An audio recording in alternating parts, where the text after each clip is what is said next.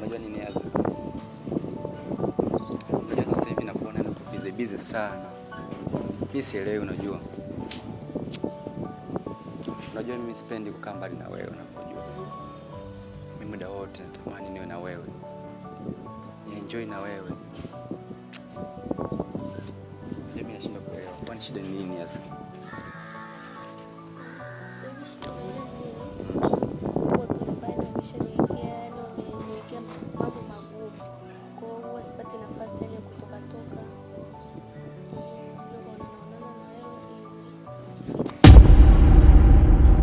Hivi kaka,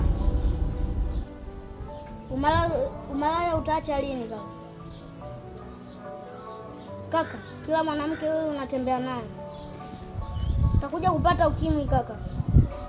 Umetuma? Mimi sijatumwa kaka. Kaka, tunajua umetembea na Aziza. Leo tena nakukuta na yule dada watu hapa.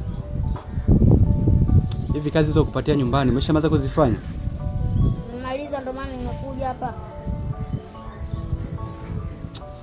Baby, achane huyu kidogo, tuseme ana akili timamu, kwa hiyo mimi sina akili timamu kaka.